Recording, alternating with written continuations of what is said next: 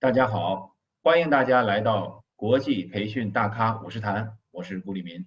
上一期呢，我们有请到了佛罗里达州立大学的 James Klein 教授，跟我们来谈到了很多关于课程设计体系的问题。那么教学系统设计它的原生定义有哪些？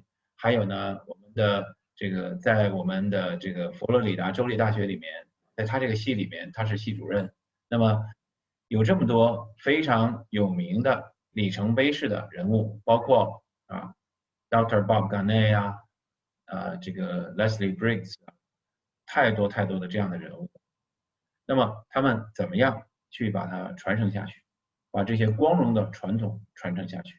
那么佛罗里达州立大学呢，也是我们全球的学习发展领域里边理论研究和实践的这个重镇，也是核心之一。所以呢，里面有非常著名的这些教授。那么目前为止呢，我们国际培训大咖五十谈已经访谈了5位在这个学校的教授，那么他们也都是非常重量级的人物。这里面呢，包括 Dr. Roger Kaufman、Dr. John Keller、Dr. Bob Branson，还有 Dr. Bob Reiser。那么 Dr. Roger Kaufman 大家知道是国际是这个叫培训需求评估之父，也是刚刚去世，也很不幸，2周之前9月24日去世。那么3周之前，那么在上一次访谈里面呢，我和 Jim 也有这个机会，代表大家跟我们一起呢对它进行默哀。另外呢 ，Dr. John Keller 他是 ARX 模型，就是学员动力模型的创造者。还有呢 ，Dr. Bob Branson 他是我们著名的课程设计 ADDIE 的发明者。还有呢 ，Dr. Bob Reiser 是这个教育学院的这个副院长。那么他呢73岁了啊，在这几位里面年龄是最小的。那么他呢现在还在工作。那么他对教学系统设计的定义呢叫做教学设计与科技与技术这样的。所以呢，他的那期访谈呢有2个小时10分钟的时间。所以呢，这么多的大咖，我们在进行那么多的访谈，目的呢就是为了让大家了解，培训是科学，授课是艺术，培训是科学，培训也是一门学科这样的这种情况。然后呢，让我们找到我们的差距，能够迎头赶上。那么今天晚上我们又非常荣幸的请到了另外一位非常重量级的嘉宾，他呢就是 Dr. Jack Phillips， 杰克·菲利普斯博士。那么 Dr. Jack Phillips 呢，也是在这个领域里面也是好几十年的时间。那么他最著名的呢是 ROI， 叫做培训投资回报率。大家都学过这个培训评估。那么培训评估里面呢有科氏4级，还有投资回报率 ROI 模型，还有其他的模型。培训评估模型有13种到15种之多，平常比较多用的比如说 Dr. Robert Brinkoff Success Case Method。SCM， 这在我们前第18期的时候应该是 Dr. 布林科夫博士，他也有他的这个评估的模型。那么 ROI 模型到底是什么样子呢？Kirkpatrick 我们在第4期的时候都已经讲过了。那么 ROI 模型到底是什么样子的？那么 ROI 学院到底是怎么回事呢？我们怎么样去计算投资回报率呢？在这里面有什么诀窍呢？有什么样的模型方法和比较重要的这个指导原则呢？那么今天晚上呢，我们就非常荣幸的请到了 Dr. Jack Phillips 来跟我们详细讲解。好，下面我们有请 Jack。 Hi, Jack. How are you? I'm great. How are you doing, George? I'm doing great. Thank you. Thank you, sir. Thank you for accepting our invitation to be on the Training Master Series. I'm just glad to be a part of it. Thanks for inviting me. Great. Thank you.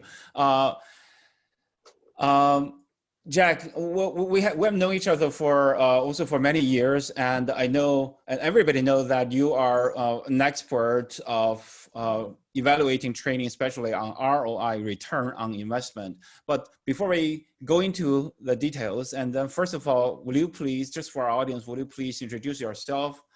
Tell us where you grew up, where you went to college, where what you studied and where you live and work now. Okay. Yes, my first degree in college was electrical engineering.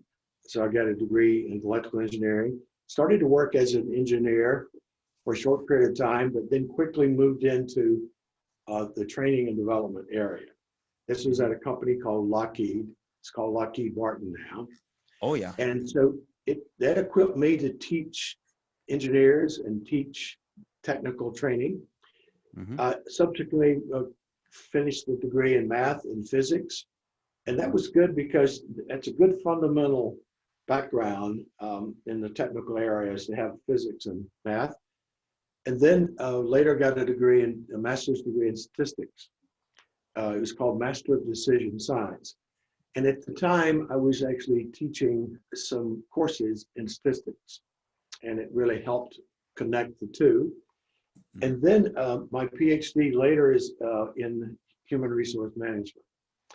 I took that degree when I was actually an HR executive for a Fortune 500 company. So I moved from trainer to training coordinator, training manager, then moved into HR executive, HR manager, and then moved into a new company as an executive vice president of human resources, and then became an executive in different areas as president of a division. Then I became president of our company. It was a banking system. And I ran that company for some time, and we sold it to a larger banking system. And that's when I created the ROI Institute. That was about 25 years ago, 26. And so all of my background kind of comes together because my background in math and science and engineering and statistics helped me build a process here. We call it the ROI methodology that's now being used all over the world. So it's one experience kind of build on another. So I really appreciate my business experience, but I really appreciate being a line manager, having responsibility to manage a group of people in a product, in a division, and ultimately the company. So I really enjoyed the career as we've continued this career with the ROI Institute. Great, great. And how many years have you been in the business so far? Well, it's a long time now. In learning and development, probably about 10 years. HR, probably about the same amount, 10 years. Then general management, almost 10. And then we've run this institute for 25 years.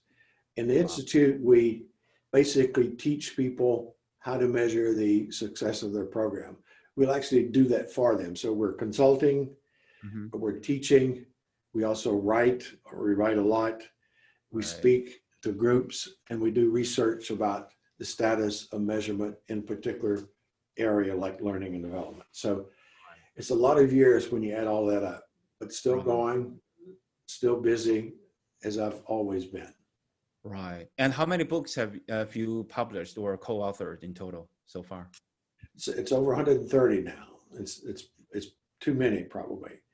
But the first one was the Handbook of Training, Evaluation, and Measurement Methods, 1983. It was the first book on training evaluation in the USA. Now we have about 100 books in training evaluation in the USA. So it's grown significantly. We had the first. A guy named Kirkpatrick published his book in training evaluation 11 years later, 1994. In fact, we mentioned some publications that he had in our book in 1983. So first book was then, and so we keep publishing with different publishers. ATD, Association for Talent Development, formerly known as ASTD. They've been a big publisher. 49 books now published with them. This just published by them has become our 49th book, Proving the Value of Soft Skills. This is a book of case studies plus how-to. So ATD has been a big publisher of ours, a big partner of ours, but also other publishers of McGraw-Hill The book just published yesterday, just delivered, is in the marketing area. We measure ROI marketing. This book is published simultaneously in China, in Mandarin, and 2 of our partners are from China. So this is truly a global book, but how you measure the ROI marketing. So you can see we've taken this methodology as it's had its beginnings in learning. We've moved it to other functional areas in other professions and all types of organizations. So your ROI model really works, and then you break into different line of industries, and then even different functions. Yes, that's exactly the way it works. We get pulled into a function or an industry, and we start working there. We see it working quite well. It's successful. We start documenting it. Then we write a book about it, and then we develop a case book usually to go with it. And so that gets the tool for the people who are in that area to make it work. Right. Just for our audience, Jack, we have learned your ROI model for years, but for most of our audience will be their first time to hear about or even learn from you for the first time, because right now, because of the pandemic, is probably the best way, the closest we can get right now. Could you please describe us your ROI model? Yes, I do it in 2 ways. First, we build on 5 levels of outcome. Just imagine for any learning and development program, learning or development, you first have input. We'll call that level 0, inputs to the process. But then we have 5 levels of outcome. We have reaction, how they've reacted to it. Learning is what they've learned to make it successful. Application is applying what they've learned. Impact is a consequence of the application. That's the impact it's having. And ROI is a comparison of the monetary value of the benefits compared to the cost of the program. It's cost versus benefits. That's the ROI. 5 levels of outcome. So we have that value chain that's there. It's a logic flow of data. But then we put process around it and standards. This model that you see behind me, it starts over here. It starts over here with why. And so you'll see it's a proactive evaluation. We don't just measure at the end to see how things have worked and then prescribe changes.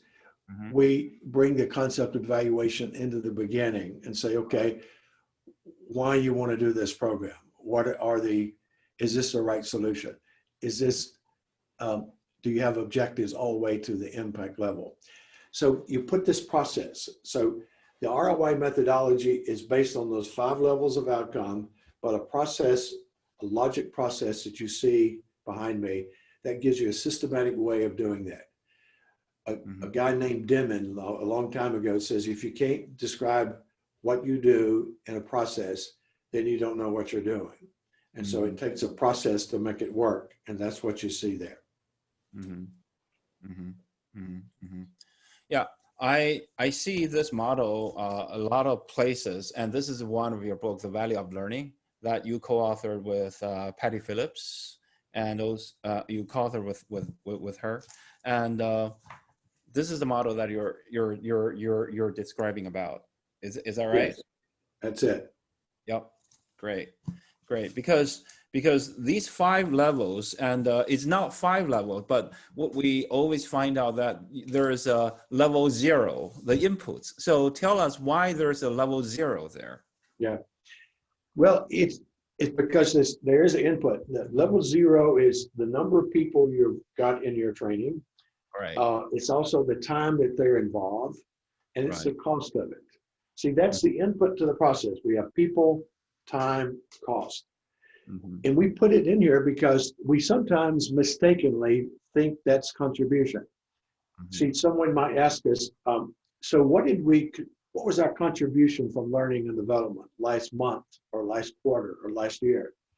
We often say, well, we trained these many people, and this is how long they were involved in the training, and this is how much we invested in the training. But see, that's not contribution, that's input. So we want to make sure we keep this sorted out. So let's don't try to disguise our inputs as outputs, because they're not. It's what's coming out that's important.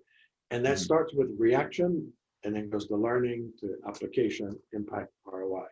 So level 0 is there. It has been there. In fact, that's the easiest thing to count.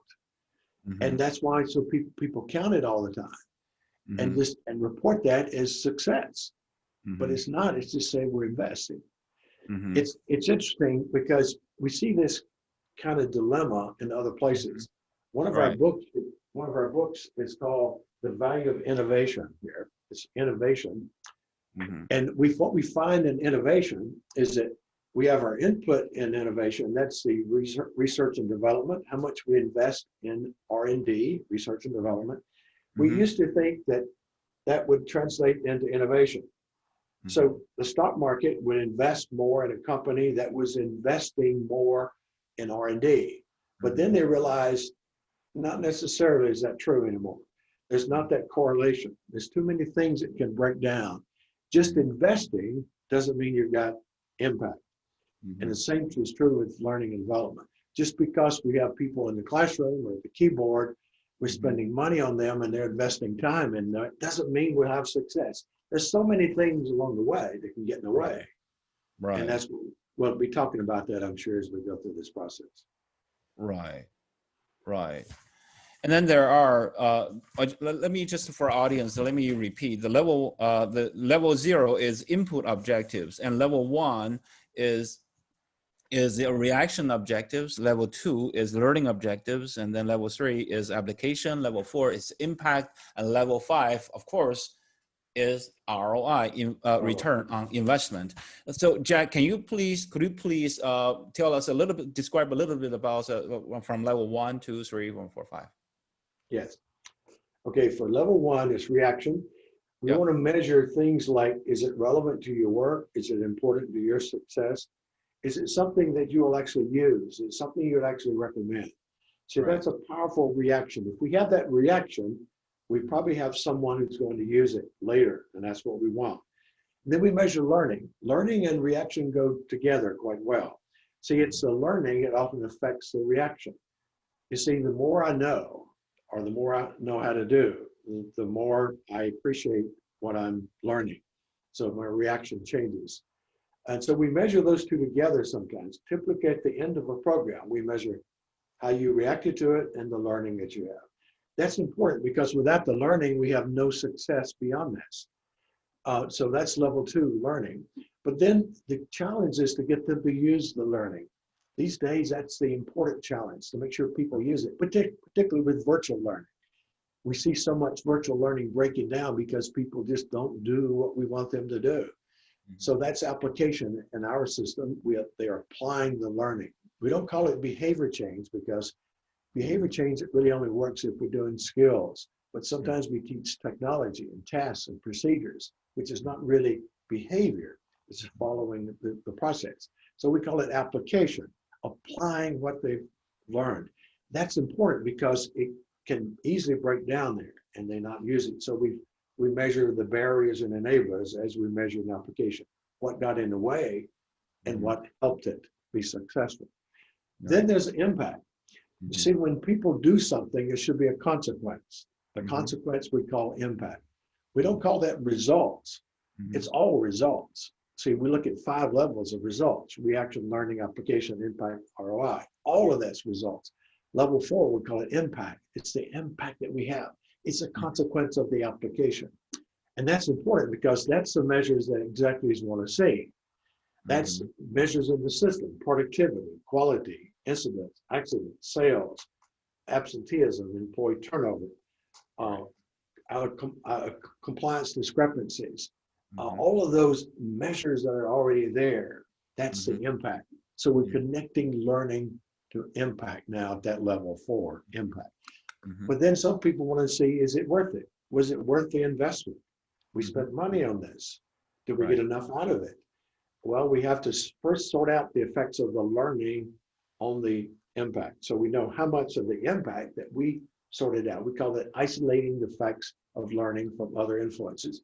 So we can see the value of what we've done. Now we convert that to money. Monetary benefits. Money benefits compared to money cost, that's ROI. And it looks like this on the formula. You have benefits minus cost divided by cost times 100. That's your ROI. We calculate it as a benefit cost ratio and ROI. It's two different ways of calculating ROI. In both cases, we're just showing the cost versus the benefits. And for some executives, that's what they want to see. Is it worth it? Am I getting enough out of this? Is the organization getting enough value out of this to overcome the cost, or at least cover the cost? And that's the ROI question. And that gets us to the ultimate level, the fifth level ROI. So there's the levels. Yep, thank you. And let me continue, because that really lead me into the next question, which is the BCR, the ROI, the basic cost and benefit and cost ratio and ROI. So do executives, because I'm assuming that all the work that you are doing are trying to demonstrating or proving the value of all the learning activities or performance improvement. So I guess and correct me if I'm wrong, that most of your clients are executives or the VPs or the CEOs and something like that. So do they care more about BCR, or do they care more about ROI? Depends on where they are. That's a good question. You see, BCR, benefit cost ratio, is just the monetary benefits divided by the cost. It comes out of governments. We track it back several centuries to the 2nd century AD, when benefit cost analysis was actually done. So if you're in government, you understand the benefit cost ratio. Sometimes it's called benefit cost analysis. Right. And so in governments, they like to use BCR. But for a business these days, they like ROI. ROI came out of the business. It goes back about 200 years ago. It was the Dutch in Europe who first used the concept of ROI calculation. It's really the rate of return. It's expressed as a percent. So if I've got a 10% ROI, that means for every dollar invested, I got my dollar back plus another 10 cents. So it's a good investment in some respects. Some could give you more than that, but the point is that's more than zero. At ROI 0 is where we break even. It's more than break even, more than covering the cost. So in short, businesses like ROI, governments and nonprofits and NGOs like BCR. We do both. We calculate both. Remember, the benefits cost ratio is benefits divided by cost. And so it's just a ratio. Right. If you had a benefit cost ratio of 2.1, it says for every $1 we invest, we get 2.1 in benefits. Now, ROI is benefits minus the cost, all divided by the cost, times 100, so we can put a percent on that. And it's expressed as a percent. So if I got 120% ROI, I got for every dollar invested, I got my dollar back plus another $1.20 in US dollars. So that's the difference in the two. Great. And some literatures, I also see that BCR is more for short term and ROI is more for long term. Is that still correct? I wouldn't say that. It can be for both. You see, benefit cost analysis in governments sometimes involve long-term projects.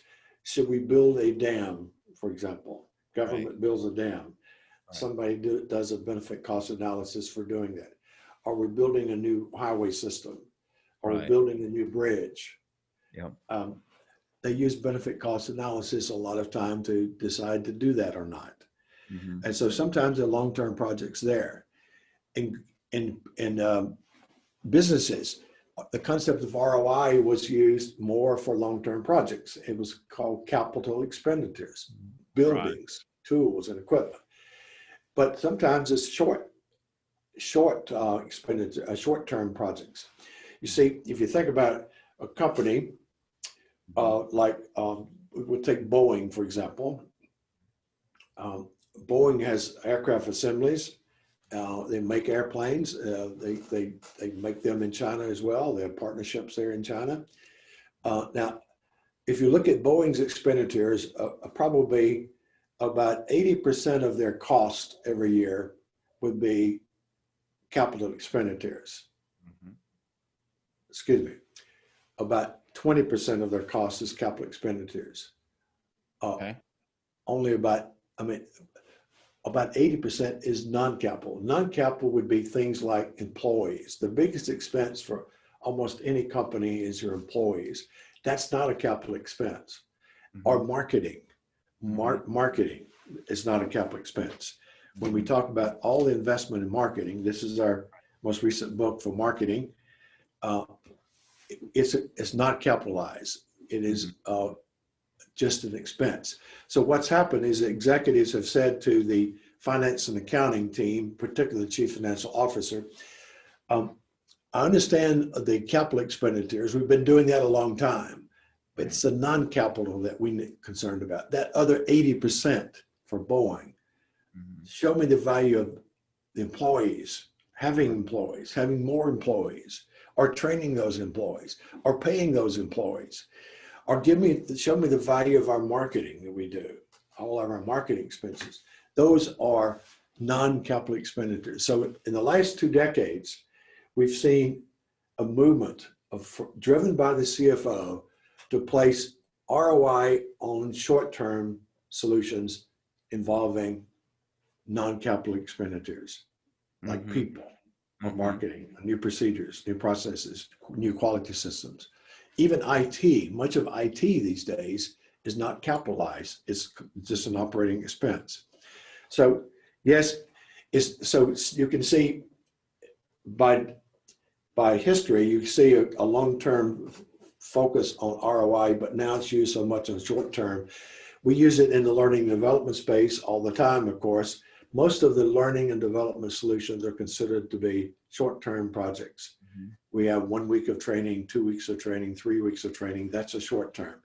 It's only those programs that last maybe for years, as we're building an apprenticeship program, for example, or maybe it's a long leadership program. Those might have multiple years and become more of a long term. So that's a lot of discussion, but you can see they both can fit long term and short term. Right, it's like this. It depends what project it is, right? And some of the PCR can be, both of them can be short and long term in essence. Yes.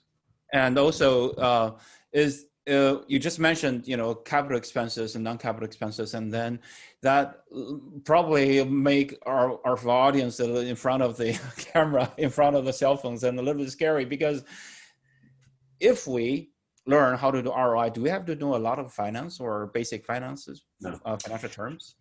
That's a good point. That's usually a misunderstanding. You don't need to know a lot about finance. You just need to know that ratio: benefits minus costs divided by cost times 100.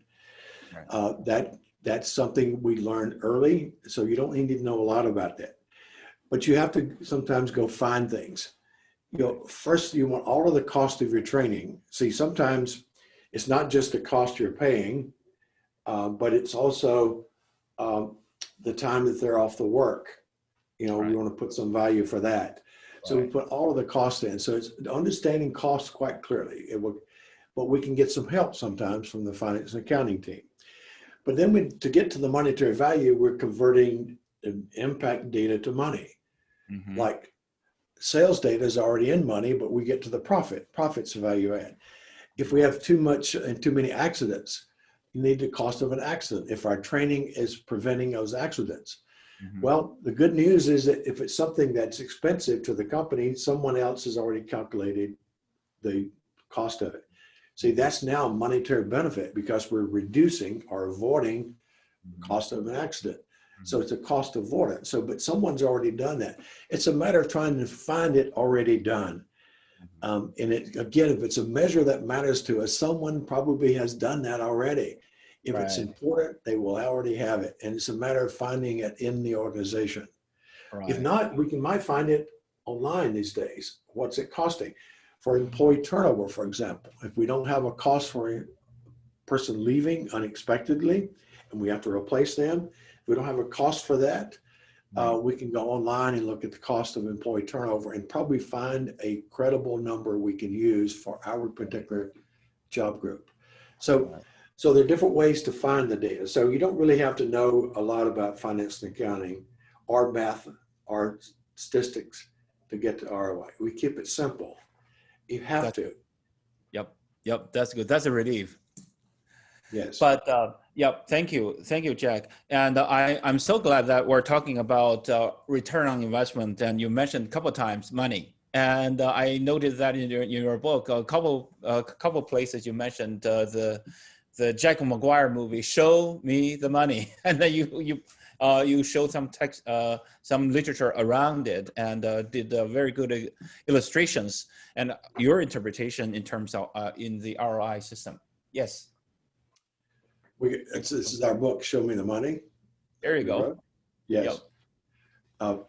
We wrote that for executives, actually. Right. We sent this to all of the top Fortune 500 executives in the USA and the chief financial officers, just to let them know that you could measure the ROI of non-capital expenditures. And Right. this is what we're doing here. Right. And we got interesting reactions from the executives. We got handwritten notes from some saying, mm-hmm. "I love your book, but we think they love the cover of the book."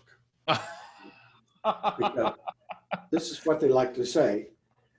When someone requests money, right, they say, "Well, you're asking for money. Why don't you show me the money? We'll get back from this." Right. I had a person in Malaysia who was going through our certification. She's a general manager of learning and development for a large construction and building company. Mm-hmm. And she says, "We're asking, why are you taking this program? Why are you learning about ROI?" And she says, "Because when I asked my CEO for money, he's now asking me to show him the money." Right. And he says, he uses the word ROI and says, "I got to understand this. I got to see how we can do that in learning and development." So we're trying to say, we really got to connect learning and development to the business. And one of the best languages that you can have for an executive is to show them the value of what we're doing in learning in terms they understand. They understand money and they understand ROI. If I can get one program connected to that, I made a big difference because I can do more. You don't want to do too many because it's too much effort. But take your major programs, your major projects, the expensive ones, the strategic ones, and show the ROI for those. And it's amazing at the change that executives will see. Now they perceive it as an investment instead of a cost. They see the contribution you're making instead of something we have to do. So it's a great shift in the way executives look at what we do. And it's something that's really needed, particularly now.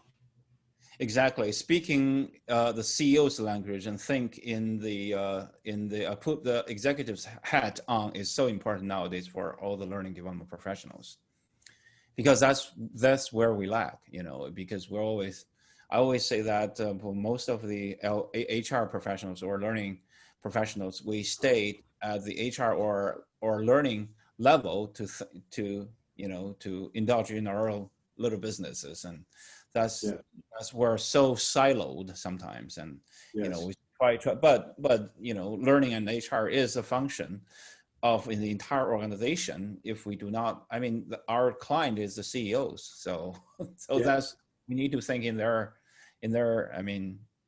way of thinking. So we need to comply. Right. That's a great point, because you see, they won't take an effort to learn our language, so we have to really take an effort to learn their language and connect with them in terms that they can understand and appreciate. I'm sorry, I didn't get your point. Did you say they have to learn our language, or do they don't have to? They won't take the effort to learn our language. Exactly. Yep, we have our own jargon, our own terminology. Exactly. They won't learn so much about that. So we have to reach out and learn their language so we can communicate properly. And you're right. We work in our silos. We're insulated. What we have to do is to have good conversations with our clients, understand what they need, the business connection for what they need, and how we can connect to that. It requires us to communicate regularly with our clients and understand their business and what business they're in and what they have to see and do and deliver, and we can help them. Yep, exactly. Jack, can you you just described all the 5 levels and actually 6 levels, but the 5 levels from reaction to learning to application to impact and then to ROI. Can you give us one complete example or any organization? I know you just gave us somebody from Malaysia or some from the US, but can you give us with specific data, and that'll be great. Yes. Yes, I'm going to take a soft skill example here Sure. from this particular book. Mm-hmm. So this book was this company was implementing leadership development at the first level. Mm-hmm. And the company was saying, we're doing okay, but we could do better. Mm-hmm. And we know the most important group of people in our organization is probably the frontline leaders, the first level leadership. And we know that they could probably perform more and deliver more. Mm-hmm. And so we've never had formal leadership development training. So they could develop their team, motivate their team, and make it rise to a higher level of performance. Right. So let's provide leadership development to them. Mm-hmm. And so, so in doing so, we say start with why. That's the first step in the model that you see here. Mm-hmm. There, first. Yep. And so why are we doing this? Well, we're not doing it for leader behavior. We're doing it for a business measure. So we let each person coming to the program select 2 measures they would like to improve in their KPIs, key performance indicators. Which 2 measures would you like to improve? It's maybe something that is a problem you need to correct. It's a great opportunity to improve it. So you select 2 measures, but mm-hmm. only if you can improve those measures with your team mm-hmm. using these leadership competencies. And they give them the competencies in advance. This is what you'll be learning. Can you improve those measures with your team using those competencies? And most of them said yes. If they say, well, I don't think so, then select a different measure, because we want to select measures that you can improve. Using those competencies. When we do that, then we go into the second step, make sure we have the right solution. They just validated we have the right solution. Then we expect success. So we set objectives for reaction, for learning, application, and impact. Now those impact objectives are going to be customized just for the individual. You see, for learning, you can have the same learning objectives for everyone going through the program. And you can have the same level 3 objectives using what they've learned. But when it comes to impact, they have different measures. So their impact objective is unique to them. This is okay because that's what they want to tackle. It becomes their program. It's connected to them. It's helping them solve a problem. You get great ownership now, because you let them connect it to a measure that's important to them. And now we design for the success that we want. Everyone's working together, the designers, the developers, the facilitators, the participants, the managers of the participants are all working to deliver success. Success is now defined at the impact level. That's what we've done now when you cascade these objectives for reaction, learning, application, impact. So now we're working toward impact. What we now is position learning as a step to get to where we need to be. It's not the success for our program anymore. Success is level 4, impact. You see, it's not stopping at level 2 and say they've learned, our job is done. No. It's not even stopping at level 3 because we got new leader behavior in place. No, that's not where we need to be. It's improving those business measures. We just elevated leadership development to be a business contribution instead of something that we apply. We now have impact. And so we track that. We collect the data from them. They use action plans. So they start, each person has 2 action plans, one for each measure. Starts with a business measure they want to improve. Here's my action steps with my team to get to that. And the action plans become data collection for us to collect the measures they've improved. And then we sort out the effects of the improvement sort out the effects of their training, leadership development on the business measure. See, that's the important step, because if they've improved the measure, it could be there's something else out there, because learning is not implemented in isolation of it with anything. You always got other things going on. But at the end, we have to sort out, what did we do? How much was the leadership development? When we do that, now we can convert that to money, and we get them to help us with that, find that value, because you need it already if you don't know it already. Because a good chance, in fact, most of them already knew the monetary value for the measure, because it's already been calculated and reported to them. Right. So we get the money and we get the cost of the program, and that's the ROI. Now it's a leadership development program using a standard, very well-known leadership program called the Leadership Challenge. It's probably one of the most respected models that's out there for leadership development. And it comes right on through, delivers a very positive ROI. It makes you look at leadership development in a different way as a business contributor. So you've got reaction, how they reacted to the leadership. They got learning, those skills, those competencies. They've used them with their team. You've got data that shows that. There's impact, that's their impact measures they started with. And when that's converted to money compared to the cost of the program, you've calculated the ROI, that's the fifth level, ultimate accountability. Now, George, I'd be happy to send that particular case study. It's called Precision Manufacturing. And I certainly would like to make that available to your leaders, your viewers here, if you like, just to show you the detail around what I've just described. That'll be great. I'll post it during the interview, make them the screenshots, and then so that people can see it at least while they're listening to our conversation. Jack, let me ask you this question. You just now give us a complete example from level 1 to level 5. Thank you. And my question is that like, you are measuring this leadership challenge program, and then your program comes in like that, but their program's in like this. So you are measuring them. So is your model only measuring them, or you're generating impact them? Because I'm assuming that it's integration is an integrated project, but their leadership challenge program should be responsible for result they're designed for, and then you come in to measure them. So are you also responsible for their, you know what I mean, for their impact or benefits, or you're just come in and measure? Yes, good question. Now, here's the problem. If someone has implemented that program and you didn't plan for it the way I've described it, there's a good chance that it's down here when it should be here.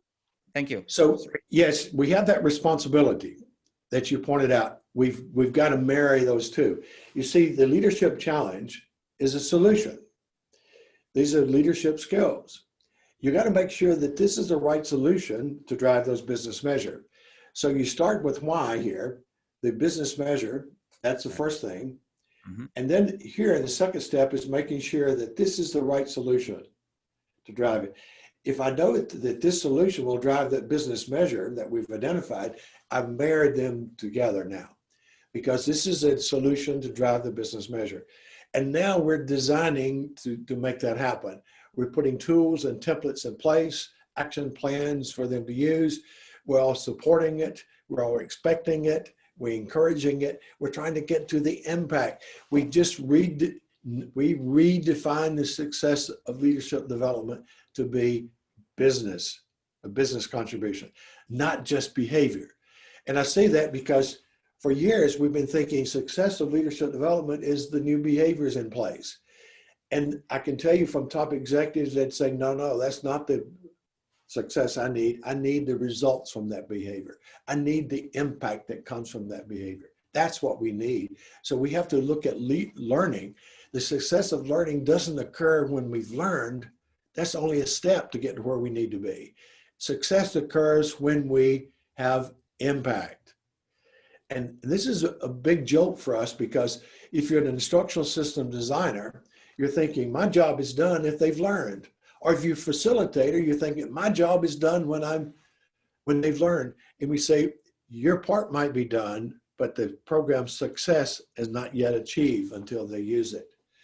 See, we're not successful with learning unless they've used the learning and there's impact.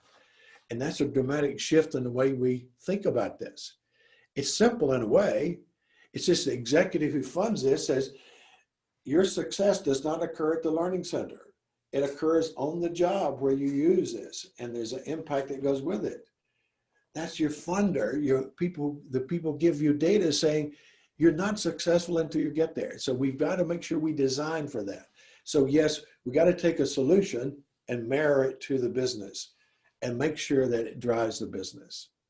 Can I say can I describe all of your work in this way, that you're not only integrate but synergize with the program that you're evaluating or the measures that the organizations are carrying out, and then you make average programs better and you make better programs greater. Yeah, exactly. That's a great way to put it. Yes. We'll make an average program deliver results that we need. We make good programs deliver even better results. And we make outstanding program deliver even more results. Mm-hmm. It's process improvement. The last step on our model here, over here, reporting, right? It's called use black box thinking. Mm-hmm. Right there. Right. At the very top there. Black box thinking to increase funding. That is, we're constantly trying to make our programs better. We're optimizing the return on investment in our learning program. That is, we're making it better. Because we've made one evaluation, we're going to change things for the next group. So it's better. And when we do that, we make a great case for funding, more funding. See, I want to make sure that the people who give us the money see the value of what we do, so they give us more money.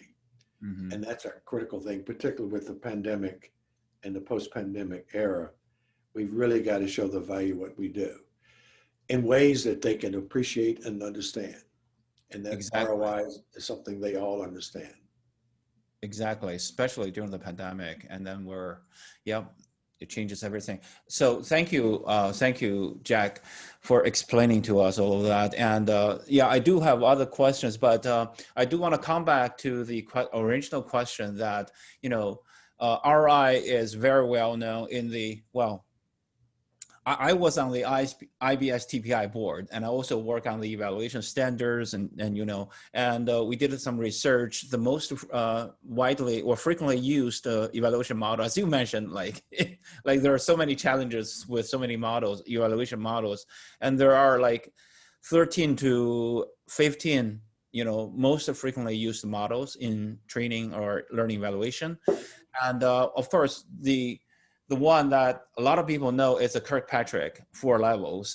And so we're talking about learning evaluation. I have to talk about, I have to talk about it. So can you tell us a little bit about, so what is the difference between the Kirkpatrick 4 level and ROI model? And also the extended question is that I know that a long time ago you started the ROI consortium, and it now is called the ROI Institute. What's the relations? That's an extended, but. Okay. Because on this series, master series, on the fourth episode was I interviewed Jim Kirkpatrick, and you guys are very good friends, but you really differ from methodology point of view. So please. Okay. First, I would say, if you look at the 4 levels, there's even a question if it's a model. There was some criticism published in the Academy of Human Resource Development, their journal. And it was an article. It says the flawed 4-level evaluation process model. And they argued it wasn't a model. At that time, Don Kirkpatrick responded saying it's not a model. It wasn't meant to be. So a model is something that, there's a systematic process. And so we put this together. The model you see here is based on a classic logic flow of data. The first person to use that in our literature goes back in the 1800s. It's one of our former presidents here in the USA. But the person who really brought it to our use in the learning in HR was a person named Raymond Katzel. And Don got the idea from Raymond and actually published some data on that. And brought it out. So So one question is it really based on a logic flow? We know ours is because we look at connections between the steps. Second, for business impact, level 4, if you're going to evaluate at that level, Kirkpatrick's don't really do that much because they don't sort out the effects of the learning. And if you don't do that, then you're not credible with that data. You wouldn't put that data in front of an executive if you cannot answer this question: how much of that improvement was connected to the learning? It's an important question to ask, and they ask it, and they want to see that. Jim has refused to do that. So that's part of the things they won't sort out the effects of learning from other influences. And so that makes it not effective at level 4. So that's an issue. And obviously we deal with that. That's one of our standards. We're going to always do that every time in all of our studies, all of our processes. We have 6,000 certified ROI professionals. All of them have taken that step of sorting out the effects of their learning. So that's an issue. And next is the level 5. See, we put that on there years ago in the 70s because that's the ultimate accountability. See, you could have success at level 4, but I could have negative ROI. See, it's a different level because now you bring the complete accountability. It's one thing to reduce accidents, for example, but it's another. Jack, did you mean Kirkpatrick's level 4? Did you mean Kirkpatrick, you can have success in level 4? Is that Kirkpatrick's or yours level 4? Even ours. See, I can have success at level 4, but have a negative ROI. Okay. Yes, I can reduce accidents, incidents, employee turnover. I can increase sales, but it costs too much for my program to get there. See, that's ultimate accountability, the cost of getting that. And so that's why you need ROI. And Jim just refuses to go to ROI, just like it doesn't exist.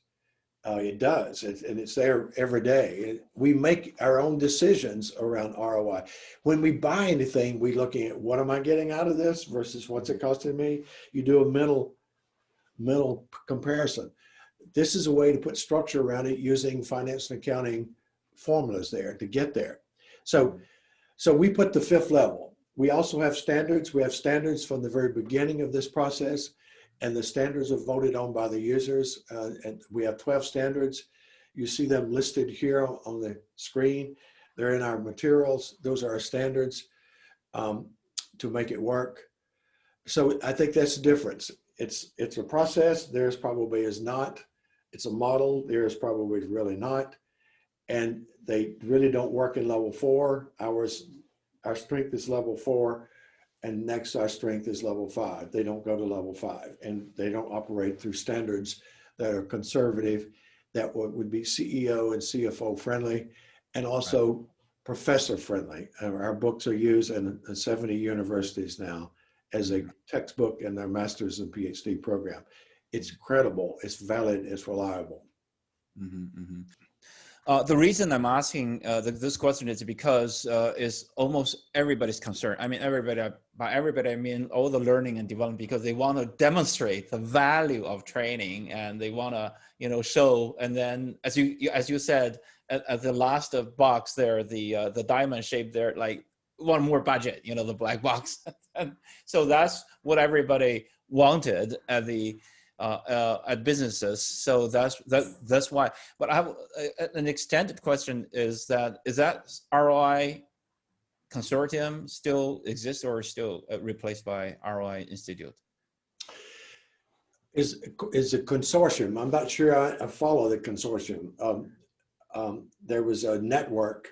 I think maybe that's what it was. You see, if we started our certification in 1995. This year represents 25 years of that. And this is where we build critical skills to do the studies. And we stay with people until they've completed their study, and then we issue the certified ROI professional designation. That's after they've actually done the study. So it's a work product certification. It's not on what you know. So we don't give certification based on what you know. We give it on what you've actually done with what you know. Right. Now, the people who went through that program, you can imagine the first one, and we had the second one. First one was December 1995. The second one was March 1996. The second group says, can we meet the first group so we can connect, so we can work together?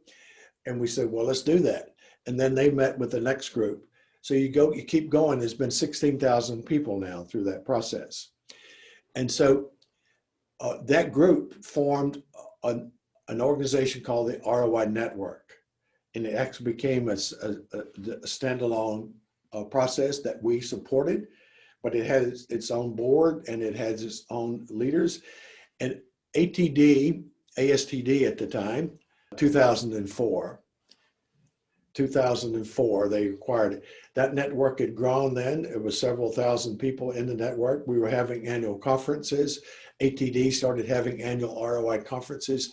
So they actually took that network, acquired it, and started working with this as a special interest group within ASTD. Yep. Now, when the recession hit, that changed a lot of things. ATD had to tighten the belt in the 2008, 2009 recession. Right. And they asked us to take the network back. And we did. So now it's a part of our group. That's our networking group. It's called the ROI Network. So it has that name now. It probably was called the consortium back then. Yep. So two different groups within the ROI Institute. That's a legal entity. That's our organization. We work through partners. We have about 100 consultants through our ROI Institute, but the users are in the network, and there's about 16,000 users. They now operate on our platform as ROI Network. To become part of the network, you have to go through the ROI certification, which is it's a week-long program. We do it virtually now, of course, but it's a week-long program when it was face-to-face. And that gets you into this network. People are bonding. So I think that's the difference there. I hope it didn't take too long to explain that. Right. Well, so it's still alive as a network. Yes, yes, yes. It is very clear now. Thank you. And next question, Jack, what do you find that would be the most critical factors in defining the value of training? Because that's the question that everybody cares about, in the learning and development field. Yes, it's a good question. So just think about the value chain, right? And appreciate the values there. Just imagine this.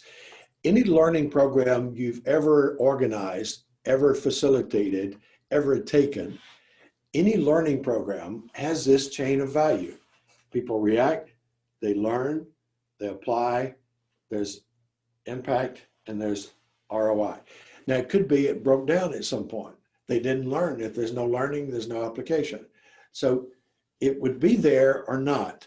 So just thinking through the value chain and making a conscious decision of measuring the success of learning on down the value chain. That is, don't stop at reaction. Don't stop at learning. Go follow up and see how people are using the learning. That's level 3. You're looking for the extent of use, maybe the frequency of use, and maybe the success that they're having. And also, while you're asking it, find out what kept them from doing it and what helped them do it.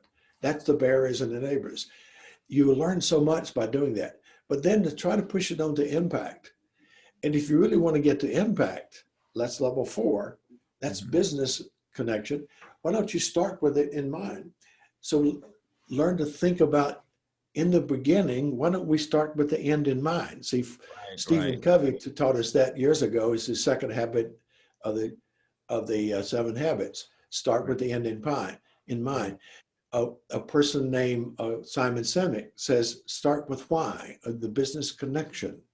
So that's why we start with why. We want to start with the business, you end with this. Our partner in Australia says it this way: we want to start where you want to finish. If you want to finish with impact, business, start with it. If you want to finish with behavior, start with it. That's your starting point. You want behavior. If you just want learning, start with learning. This is what we want to learn, and that's it. But these days, there's pressure to move down the value. So in summary, appreciate the value chain. It's there. It's been logically, scientifically proven. A lot of evaluation models work off of the logic chain. It's there. Appreciate it, work down the chain. The closer you get to the last level, the more respect you're going to get from the executives, the supporters, and the funders for your projects. Take that journey to keep moving. That's a critical factor. It's really up to us to do it. Things are changing. They always will change. If we're going to deliver results, hope is not a strategy. Luck is not a factor.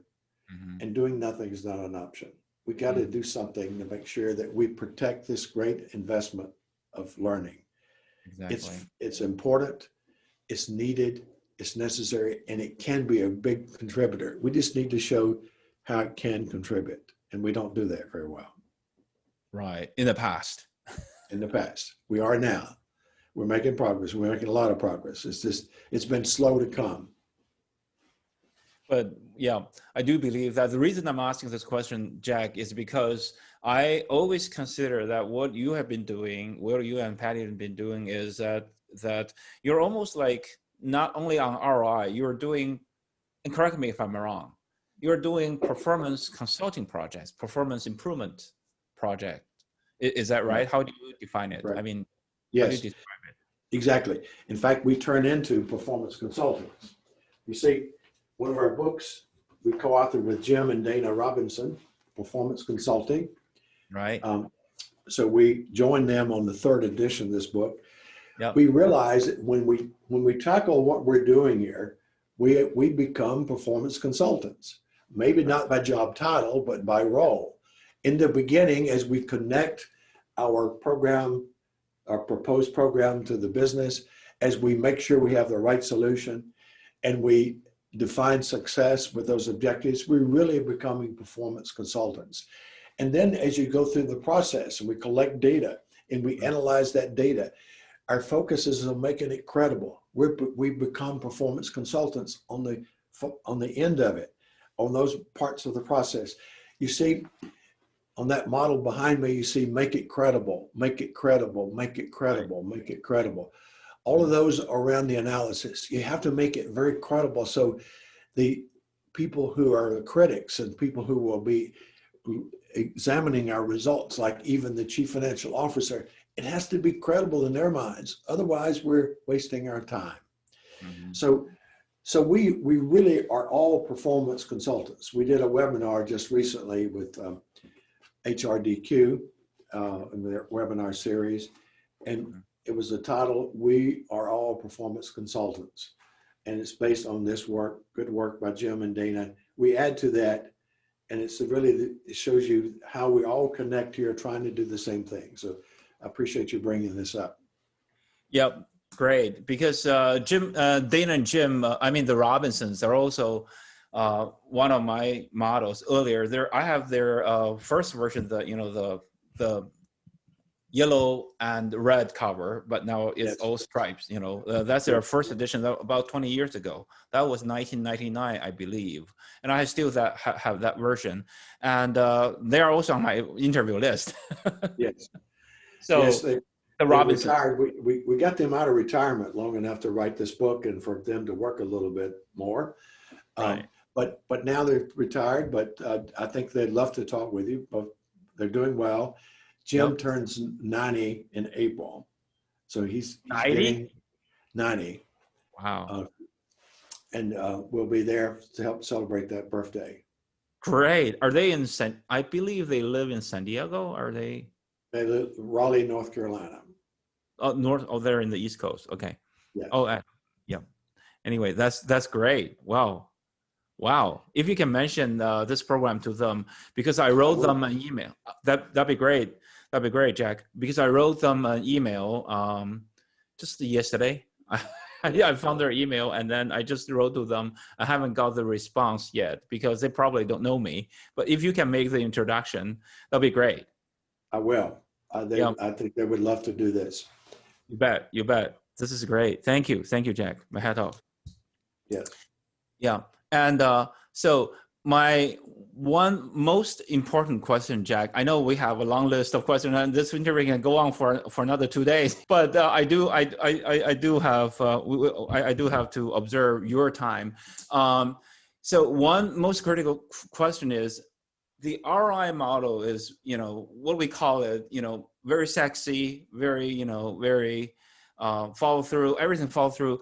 But how do you make sure there are interconnections between, the level 1, level 2, level 3, level 4, they're all intrinsically connected to each other.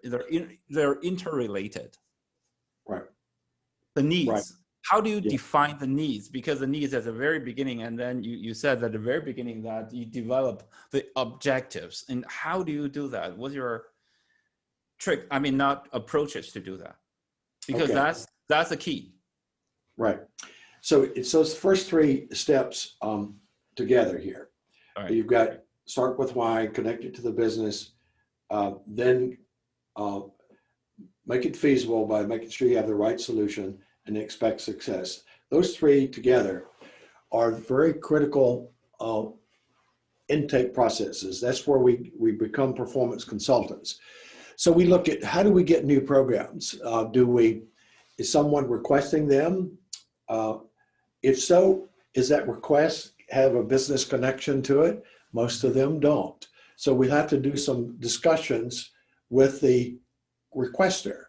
If an executive says, train all of these people on leadership, we'd have to have some discussions about, so what's causing this? Why do we need this? Is there something in the business not doing well, or there's an opportunity to pursue it? So we have that dialogue. Sometimes we have to go do some analysis. We bring in some analytical tools, diagnostic tools. It could be, we've got a problem with unplanned absenteeism. Train those supervisors. Well, it may not be the supervisor's training is a solution.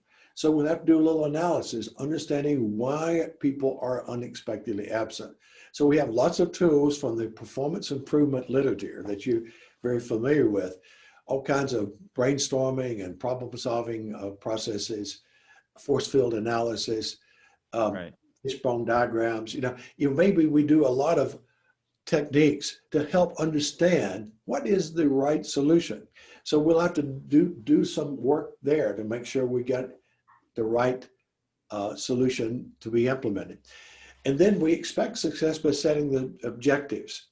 You see, it's important to make sure we have very smart objectives these days. We wrote a book called Beyond Learning Objectives. Mm-hmm. And this is an ATD publication. Mm-hmm. It's basic, how do you write objectives at higher levels? But we said, let's have objectives at all 5 levels. Right. And this is the title they put on this, Beyond Learning Objectives. What they're saying is, in our professional field, we're quite good at developing learning objectives. Right. We're great at that, thanks to the work of Bob Mager. And Bloom, for the Bloom's taxonomy. We write great learning objectives. But what the executives want to see is impact objectives. So we really need learning objectives, application objectives, applying what they've learned. So giving a picture of what is success look like when they use it. And then we need impact objectives. So we'll have to bring this concept of writing objectives, taking it beyond learning, push it to application and impact. And if you're going to ROI in our calculation, let's put an ROI objective in there. So that's our minimum acceptable performance. So we got to get better at writing objectives at all levels. We're good at level 2, learning, but need to push them up. So you can see there's some things that we need to do, and it's really in the realm of performance consulting. Tools that are already here for us, tools are available for us that we can use to make sure that we've got the right solution is connected to the business, and we're setting our objectives, so we're expecting success now. We're designing for success so that now we have a better chance of delivering that success. Great. Thank you. That really that answers my question. And it all comes down to performance consulting. Yeah.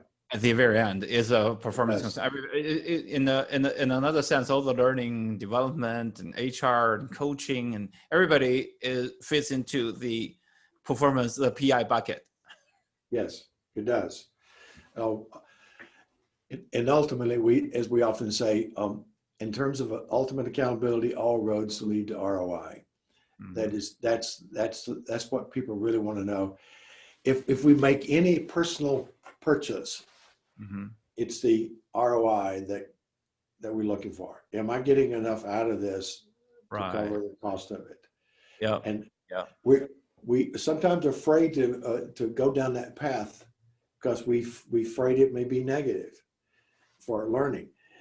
But if we're be proactive, then we're checking to make sure it's delivering value.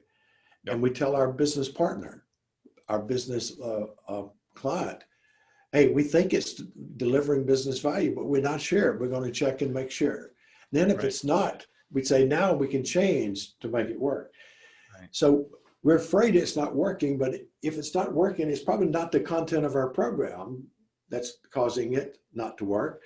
It's lack of support. Something got in the way. They didn't use it. That's where it breaks down normally. So we need to know that. We need to find it. So let's get proactive with this. Let's don't wait for that request. The worst thing you can do is to wait for someone to say, now you implemented that program, now tell me what's the ROI. Right. It's too late now. Yeah. In other words, don't be afraid. And you have a way to calculate, will it be worth it or not? Because there are methodologies out there, such as your ROI model, and maybe there are some other models there, but your ROI models has been very developing and widely accepted. So second to the last question, Jack, I know you're running on time. If you had a chance to start, it's not, but if you had a chance to start all over again, what would you have done differently? Professionally and or? Yeah, well, I'm not sure I would have changed anything. It's been a great journey for me. I started out in engineering, and what you find is that my reason for studying engineering wasn't because I wanted to be an electrical engineer. That's been my dream for years. It's because my first cousin studied electrical engineering, so I took that because he did. And we do these things, but you make the most out of where you are. The engineering let me get to an engineering occupation. And that actually led me to learning. And I looked at learning as in a learning function as a way to meet many people. At Lockheed, they had 15,000 engineers in one big building, but they're doing a small part of something bigger. We made the largest aircraft in the world at that time, at that place. And so they're doing a small part.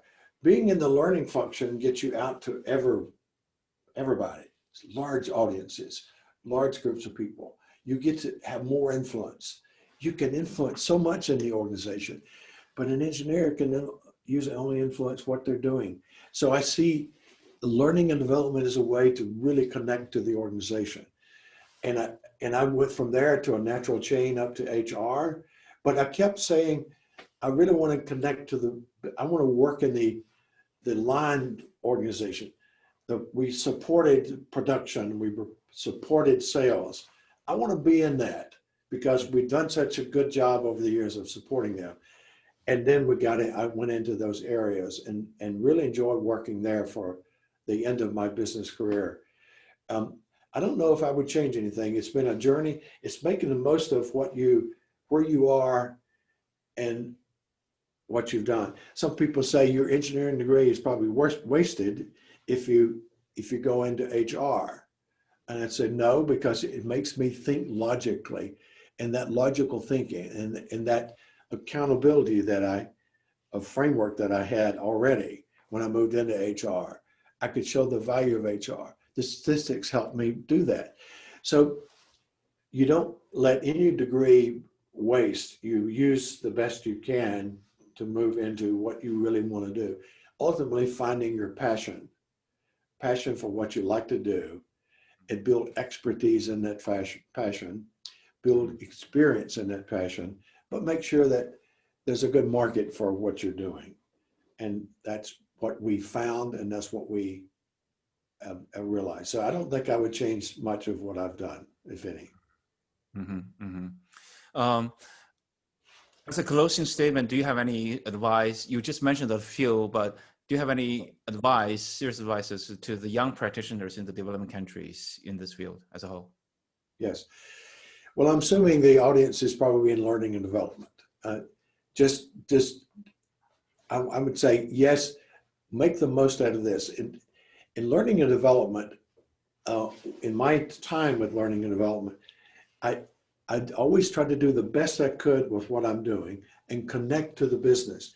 Wherever you are, the people in your programs, they work somewhere else or they're in some other situation. Understand where they are and what they do so you can help them deliver the value that they need. And you get so much appreciation from them, and you'll get support from them and a lot of appreciation from them. And that's what you want to feel, and we all need. Now, it's also gives you opportunities. In my early days, I had an opportunity to move into computing, scientific computing at Lockheed, because I had a degree in mathematics and I was teaching Fortran programming at that time. And I got quite good at it because you want to be good at whatever you're doing. And also I had a chance to move into sales, and because some of our work later on was training salespeople, and we're quite good at that. And so I had a chance to go into those other areas. So learning and development gives you opportunities to move other places if you want to, but it's also a very fulfilling process. But only if you get out of your box, as you said, get out of your silo that you're in, make sure that you connect to the business, learn what people need, and look at things from their standpoint, and you'll have a great business partner to help you along the way, wherever you go. Great, thank you, sir. If may I want to add one more question to it, if may I. Yes. How do you predict with the pandemic or without the pandemic, what do you think the future trend of a learning development would be? Yes. Well, as you know, some businesses have done well during the pandemic, like the pizza companies, for example, but many of them have not done well. Right. Most of them haven't. And learning and developments will suffer because of it, particularly in governments. Governments around the world are really struggling because they spent so much money on this pandemic. They really have a shortage of budgets now.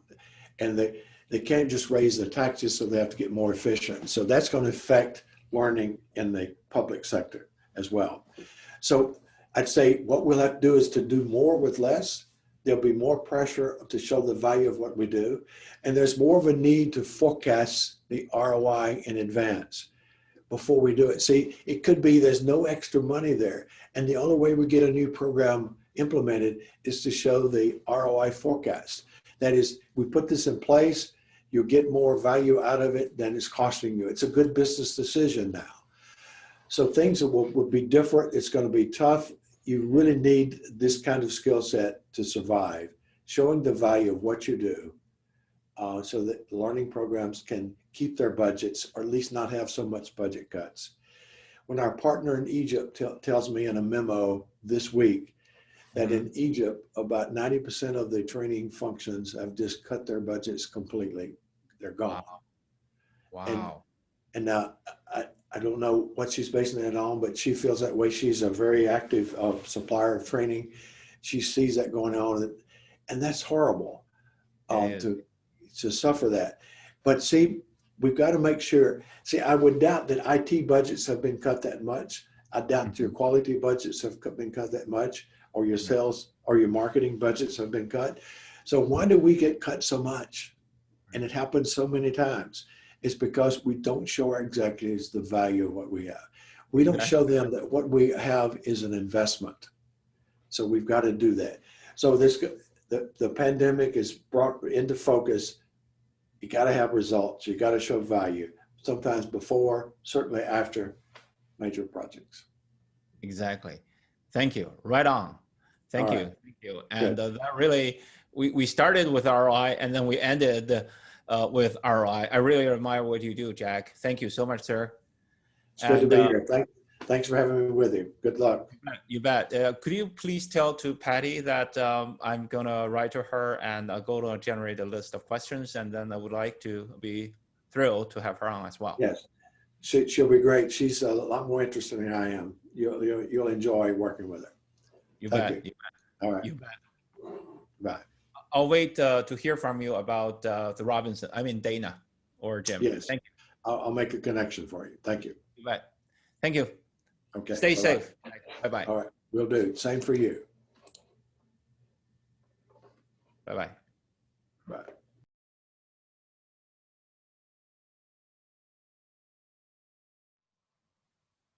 That's my interview with Dr. Jack Phillips. So that's a very profound discussion. So during our interview, during our discussion, I asked him about the value of training. How do we calculate the value of training? Is there any critical factors of value of training? And then he introduced us the RI model, the 5 levels, and also the process model, and also the difference, especially the difference between ROI and BCR, the benefit and cost ratio. How do we calculate them? What are their differences? And also, he also mentioned the the differences between ROI and the Kirkmetric training evaluation model. So we talk a lot. And so training evaluation is always one of the subjects that has been perplexing our learning development professionals for over half century. I hope RI methodology helps you a little bit. Thank you, Dr. Jack Phillips, and thank you for your contribution. Thank you for all of your hard work throughout the decades. And we hope to see you again and learn more from you. Thank you. Next week, again, we are going to have the honor to interview another heavyweight in our field, Dr. Ronald Jacobs. We call him Ron. He's another old friend of mine. Dr. Ron Jacobs used to be the HRD professor at Ohio State University, one of the Big Ten. We call them Big Ten. And now he is HRD professor at UIUC, the University of Illinois at Urbana-Champaign. So I've been at UIUC, the beautiful campus, in 2014. My partner, Ding Hui Lao Shi, and I went there, and we gave our presentations, so on and so forth. So during our interview, we are going to ask him a lot about one of his major achievements. That is the SOJT, S-OJT. S means for structured on-the-job training. So on-the-job training, OJT, we all know about it. But what is SOJT, structured SOJT? What is the structure of structured on-the-job training? How does it differ from the formal training? And how does it differ from other forms of e-learning, classroom learning, and just-in-time learning, and EPSS, et cetera, et cetera? What are the challenges to deliver as SOJT? What are the triggers to use SOJT, et cetera? So those questions are very critical. I hope that this methodology can help our learning professionals a lot more, again, to their daily jobs. So until next week, please stay tuned, stay safe. Thank you, and good night.